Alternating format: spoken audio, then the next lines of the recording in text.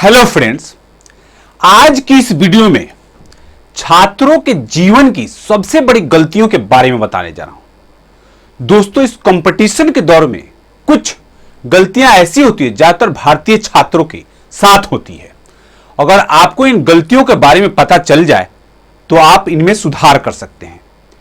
इसलिए इस वीडियो को ध्यान से पूरा देखें, क्योंकि हमने इस वीडियो में उन सभी गलतियों को बताया है जो छात्र के साथ होती है या करते हैं।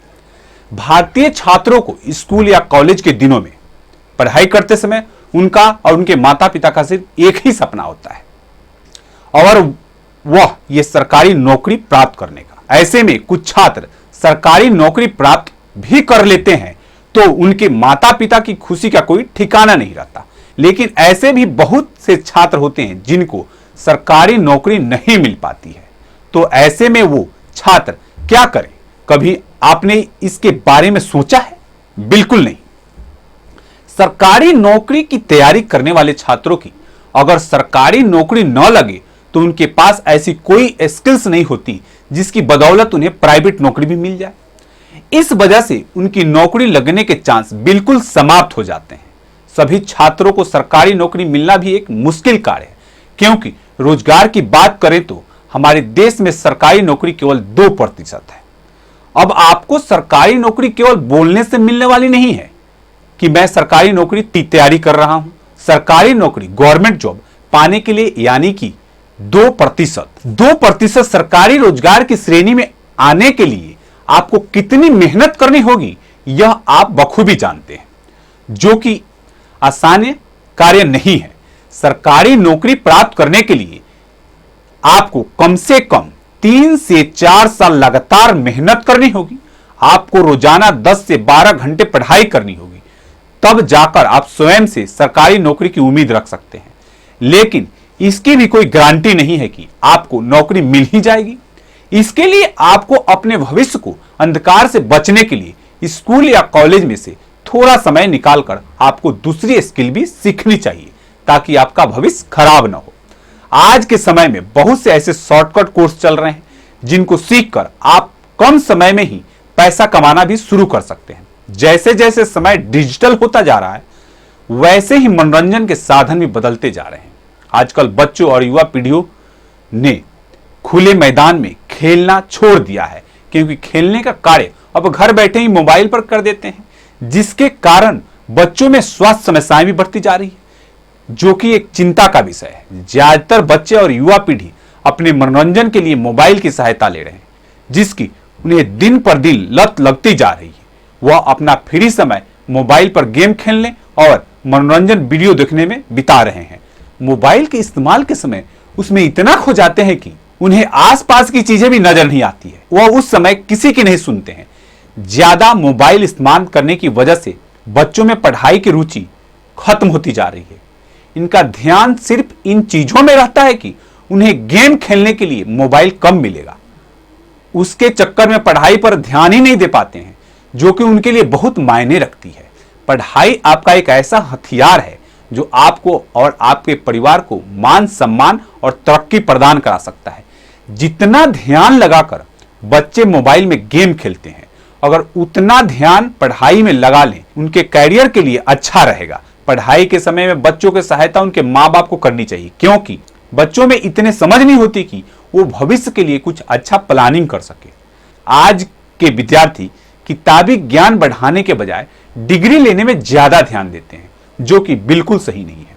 अगर आपके पास केवल डिग्री है, अंदर से आप बिल्कुल खाली हैं। आपको प्राइवेट जॉब मिलना भी काफी चुनौतीपूर्ण रहता है। ज्यादातर विद्यार्थी स्कूल या कॉलेज के समय में केवल पास होने के लिए मेहनत करते हैं। वे पढ़ते समय कभी गंभीर नहीं रहते हैं।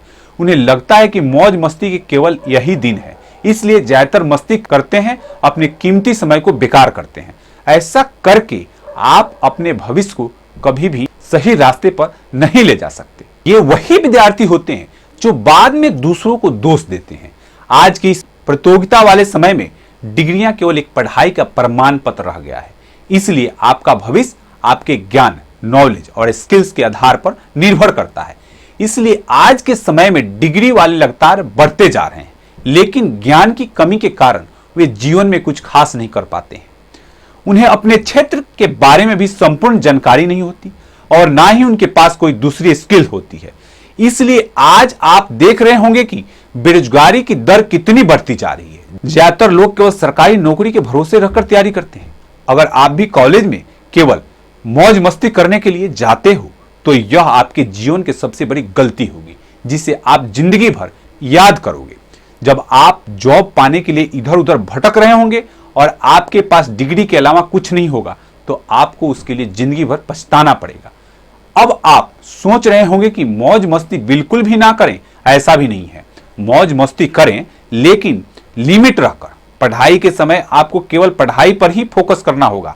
बाकी मौज मस्ती करने के लिए थोड़ा बहुत समय आप अलग से निकाल सकते हो, क्योंकि लगातार पढ़ने से भी आपका मस्तिष्क थकान महसूस करने लगता है।